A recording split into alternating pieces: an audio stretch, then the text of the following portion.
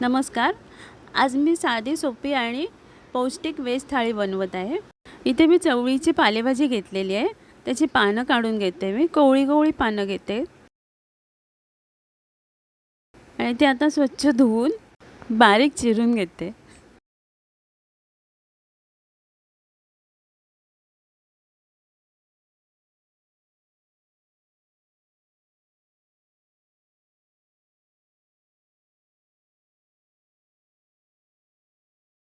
चवळीची भाजी चांगली बारीक चिरून झालेली आहे. आता मी कढईत काढून घेते. त्यात भिजवलेली मुगाची डाळ, कांदा, हिरवी मिरची आणि खोबरं घालते. तेलाचा वापर करत नाही आहे मी, म्हणून पाणी घातलं मी थोडंसं. आता ही मुगाची डाळ शिजेपर्यंत मी झाकण लावून घेते.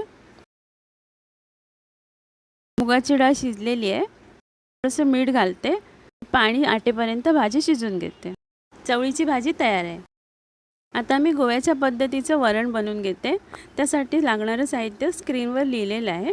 वाटप मिक्सरमध्ये वाटून घेतलं आहे. इथे शिजलेली तुरीची डाळ आहे, ती रवीने घोटून घेतली मी. त्यात हिरव्या मिरच्या घातल्या बारीक चिरून. वाटप, थोडीशी साखर आणि मीठ घालून डाळ उकळून घेते चांगली. डाळ उकळलेली आहे. आता मी फोडणीसाठी 2 मोठे चमचे तूप घेतले.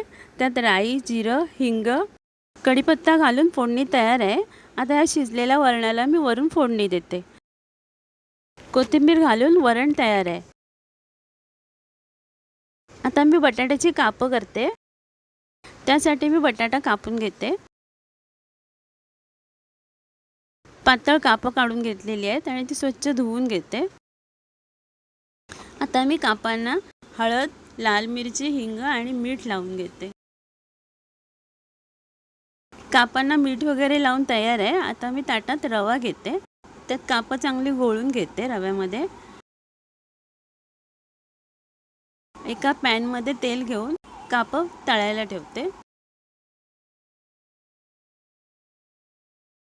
दोन्ही बाजूनी छान क्रिस्पी होईपर्यंत झाकण लावून कापं भाजून घेते. बटाट्याची कापं तयार आहेत. आता ह्याला आपण सर्व करून घेऊया.